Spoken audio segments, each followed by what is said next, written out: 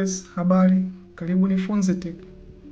Hili ni somo letu la 4 la CSS. Kwenye somo hili of course ni mwendelezo wa somo ambalo lilipita. So kwenye somo ambalo lilipita tulijifunza CSS dimension, tukaona namna ya kuweka vipimo katika CSS.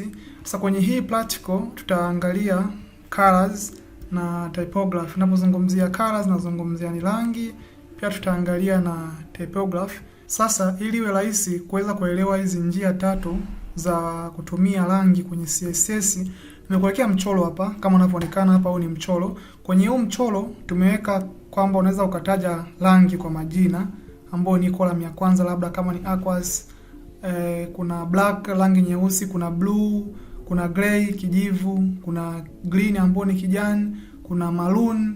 Hizi maana yake ni njia ya kwanza ya kutumia rangi kwa kutaja majina yake.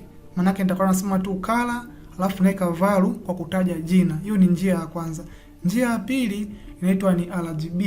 Sasa kwenye RGB hapa nitakwenda kutumia mfano kidogo ili mtu aweze kuelewa hizi RGB zinafanyaje kazi, ingawaje tutakwenda kufanya kodi tuone jinsi gani zinakuwa implemented, lakini hapa nikupe theory au nikupe concept uweze kuelewa hizi RGB na hexadecimals zinafanyaje kazi. Tuanze na RGB.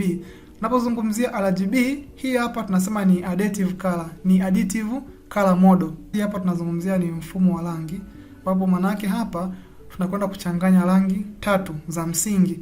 Kunakuwa na rangi hii hapa, R ni red ambayo ni nyekundu, G ni green kijani, alafu kuna B ambayo ni blue. Kwa maana yake tunakwenda kuchanganya rangi tatu za msingi ili kutengeneza rangi fulani. Sasa ukitaka kuweza kuelewa logic ya RGB, chukulia mfano tia logic ya torch. Na mimi kila mtu anafahamu torch. Ile chukulia mfano tuna tochi tatu. Alafu kila tochi inawaka kwa rangi yake. Unashumu kwamba tuna tochi ya kwanza ambayo inawaka rangi nyekundu, kuna tochi ya pili ambayo inawaka rangi ya kijani, alafu kuna nyingine inawaka rangi ya blue. Sasa kanuni inasema kwamba sasa assume kwamba flashlight ambayo ni tochi zote labda unaziwasha kwenye ukuta ambao ni mweusi. Tunashumu huo mfano. Sasa tuanze na kanuni ya namba. Kwa ukiangalia hapa tumetumia namba. Of course kuna kanuni ambayo inatumika, tunasema kwamba kwenye RGB maana yake tunatumia kanuni ya namba ambayo tunaanzia namba 0 mpaka 255 ya. Hiyo 0 inamaanisha kwamba tochi imezimwa. Alafu labda tuseme hiyo 255, basi tunasema kwamba hapa inamaanisha kwamba hiyo tochi inakuwa imewashwa. Huu mfano wa tochi mtu aweze kuelewa concept za RGB zinavyokuwa zinafanya kazi. Sasa hapa ukiangalia kwa haraka kuna namba tatu. Yaani kuna kundi la kwanza, kuna kundi la pili, kuna kundi la tatu. Hii hapa namba ya kwanza inakwenda kuonyesha kwamba kiasi cha rangi nyekundu. Alafu hii namba ya pili ambayo inafuatia hapa inakwenda kuonyesha kiasi cha rangi ya kijani. Alafu hii inayofuatia inakwenda kuwakilisha kiwango cha nini? Cha rangi ya blue. Kwa mixer ya hizo rangi tunapata rangi fulani au tunapata rangi fulani. Hii pia ni njia ambayo pia tunaitumia kuweza kuspecify au kuweza kutaja rangi katika CSS. Katika CSS. Kivipi yani? Sasa tumesema kwamba maana yake nikichukua rangi ya kijani alafu nikachukua na rangi ya blue, maana zote zinakuwa zimejaa. Yaani tunashumu kwamba hii tochi ya rangi ya kijani imewaka full, alafu kuna tochi ya rangi ya blue na yenyewe imewaka full. Kwa maana yake hapa rangi ya kijani na rangi yani rangi ya kijani na rangi ya blue zote ziko full, maana yake zimejaa. Maana yake nikichukua rangi ya kijani na rangi ya blue nikimix napata rangi ambayo inakuwa ni ya blue bali. Hata ukiangalia kwenye huu mchoro ambao nilitoka kuelezea hapa, ili tupate blue bali maana yake itakubidi uchukue rangi ya kijani na rangi ya blue, ukichanganya unapata rangi ambayo ni ya blue bali. Sasa maana yake hapo unakwenda kuonyesha kwamba rangi ya kijani imejaa, iko full, maana yake unasema ni 255, alafu rangi pia ya blue na yenyewe pia imejaa ambayo ni 255. Sasa nikimix hizi rangi mbili napata rangi ambayo itakuwa ni rangi ambayo ni blue bahari. Sasa hapo ukiangalia manake rangi nyekundu haijatumika, manake ni 0.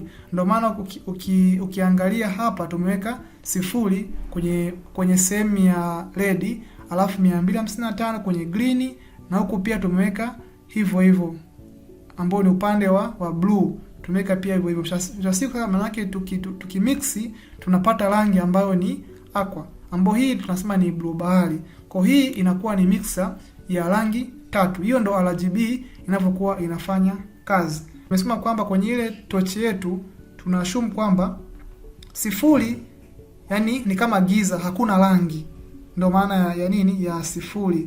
Alafu 255 maana yake tunasema kwamba zile taa zinakuwa zimewashwa full, ziko full, maana yake zimejaa. Kwa maana yake sasa hapa ili nipate rangi nyeusi, maana yake kwenye upande wa rangi nyekundu utaweka 0, kwenye green pia utaweka 0, na huku pia utaweka 0. Kwa mix hizi rangi tatu tunatengeneza rangi ambayo inaitwa ni rangi nyeusi. Hii ni technique ambayo inaitwa ni kwenda kutumia RGB, mchanganyiko wa rangi tatu tu. Hii ni namna ya pili ya kutaja rangi katika CSS. Sasa katika hexadecimal, maana yake hapa kwa bahati mbaya kwenye huu mchoro of course kidogo kuna collection. Maana yake ukiwa unatamka au una specify rangi kwa kutumia hexadecimal, lazima kwanza uanze na alama ya hash, alama ya reli, ndipo uweke huu msimbo. Alama ya reli unaweka huu msimbo, alama ya reli unaweka huu msimbo. Of course itakwenda kuonesha kwenye kodi kule uone ni kwa namna gani hizi hexadecimal values zinavyokuwa zinafanya kazi unapokuwa una specify. Unapozungumzia hexadecimal maana yake yani hexa maana yake ni 16. Kivipi yani? Maana yake hapa sasa tunakwenda kutumia, maana yake tunashumu kwamba ni kuanzia 0. Maana yake utahesabu 0 1 2 3 4 5 6 7 8 9. Baada ya hapo utasema A B C D E F. Sasa ukiangalia hapo maana yake kutokea 0 mpaka F jumla ziko ngapi? 16. Sasa tunashumu kwamba 0 inakuwa ni giza, yani of course labda kuna tunasema kwamba inakuwa ni giza au kunakuwa hakuna rangi. Lakini ile F maana yake hiyo rangi inakuwa imejaa. Kama nakumbuka kwenye RGB nilisema kwamba ukiona 255 sababu hii ndo namba ya mwisho, ndo namba kubwa, maana yake hiyo rangi imejaa. Maana yake hapa green imejaa full, hapa pia tulisema blue imejaa full. Sasa nikichukua rangi ya kijani na rangi ya blue nikimixi na tengeneza rangi ambayo ni ya blue bahari ambayo ndo hii hapa. Kwa pia na huku pia ni hivyo hivyo. Maana sasa huku hatutumii namba kuanzia 0 mpaka hii. Maana huku tunatumia kuanzia 0. Maana nimesema kwamba ni kuanzia 0 mpaka F ambayo jumla zinakuwa 16. Kosa hapa msimbo wake unakuwa na value 6. Maana yake hizi value mbili za mwanzo ni thamani ya rangi nyekundu, alafu hizi value pia mbili ambazo zinafuatia hapa ambao ni FF, hizi mbili zinazofuatia hapa ambao ni FF, hii ni thamani ya rangi ya kijani, alafu pia nimeweka na FF hizi za mwisho, hizi ni thamani za rangi ya blue. Kwa mwisho wa siku unatengeneza msimbo ambao unakupatia rangi fulani, kama inavyoonekana hapa. Labda nataka rangi nyeusi, manake 0 hakuna rangi, ni giza. Manake utaweka msimbo wako ambao ni 0 0 0 0. Of course zinakuwa ziko 6. Hii zinakutengenezea rangi ambayo inakuwa rangi nyeusi. Lakini hapa mwanzoni lazima uanze na alama ya hash.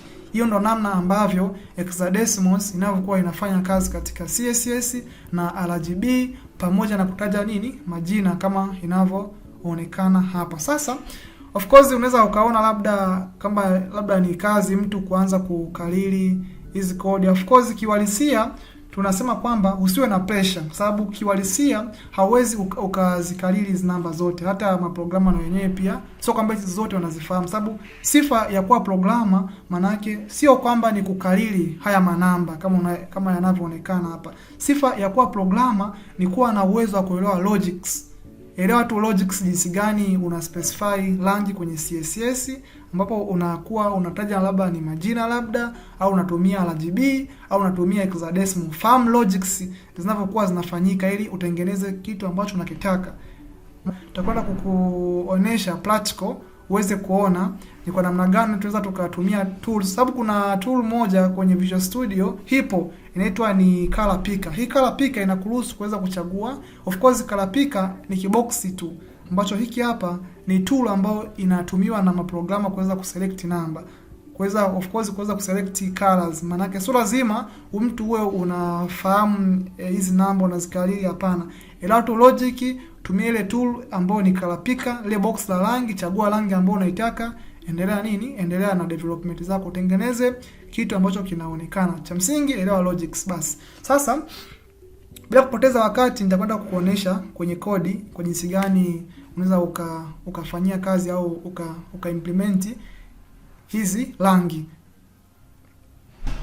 Of course nitakuja kwenye sehemu ya Visual Studio yetu hii hapa, VS Code yetu, nitabonyeza mara mbili kuweza kufungua. Double click tu haraka hapo, basi itakuwa imeshafunguka. Sasa kishafunguka hapa, itakwenda kutengeneza simple file hapa, tufanye practice. Sasa hapa hili file langu labda niliite mazoezi, sababu maana yake hapa tunafanya tu ni practice tu, tuweze kuona namna ambavyo unaweza ukaspecify colors na mambo ya typography kwenye CSS. Tutasema html.html, utabonyeza enter ili kuweza kuifungua. Sasa of course itafanya kwanza setup ya file yetu, na mimi kila mtu anafahamu jinsi ya kufanya setup. Kwa hii sitoielezea. Alafu nitaweka HTML yangu, nitafunga HTML. Kishafunga HTML, nitakuja nitaweka head, utafunga head. Baada ya kufunga head, sasa utakuja humu ndani utaweka title, utaifunga hiyo title yako. Alafu hapa nitaweka labda tuseme rangi na fonti, hiyo ni title. Alafu tuje tufungue boards, utafunga boards. Kisha funga subboard yako, tutengeneze simple paragraph. Niite paragraph labda niseme labda karibu kwenye ulimwengu wa rangi na font. Hiyo ni simple paragraph tu ambayo nimeona mimi niweze kuitumia hapa. Labda niseme niite karibu kwenye ulimwengu, kwenye ulimwengu wa rangi na fonts. Unafunga hiyo paragraph yako. Ukishafunga paragraph, basi utakwenda kutumia CSS ya ndani kwa ndani ambayo inaitwa ni internal. Hii inaruhusu mafaili yote kukaa kwenye ukurasa mmoja.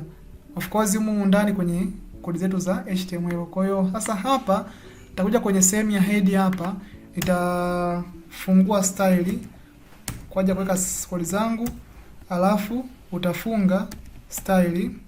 Kisha funga sasa style yako, utakuja humu ndani sasa tutaanza kuandika kodi. Tuanze na kodi. Tuseme labda tuweke, of course hapa nitakwenda kuita boards ili niifanyie decorations. Utasema boards, utafungua na kufunga mabano. Humu ndani utaweka kodi za CSS. Labda tuseme background. Tuseme labda itakuwa ni background color. Labda tuseme ni background color. Utakwenda kutumia huu msimbo ambao ni 1A. Of course hii ni rangi nyeusi kama nilivyoelezea. Lazima kwanza hapa uanze na alama ya hash. Baada ya hapa hizi namba mbili ambazo zinaonekana hapa 1A hii hapa inakuwa ni rangi nyekundu, alafu kuna 1A inayofuatia hapa kijani. Hii hapa 1A inafuatia pia hapa inakuwa ni rangi ya blue. Kwa hapa anatengeneza msimbo wa rangi nyeusi. Sasa kama nilivyokuambia, sio lazima uwe unafahamu hii misimbo yote ya rangi eti unafahamu hizi kodi. Hapana, sio lazima uwe unafahamu, sababu of course kuzikariri hizi kidogo huwa ni kazi. Sasa hapa nilikwambia kuna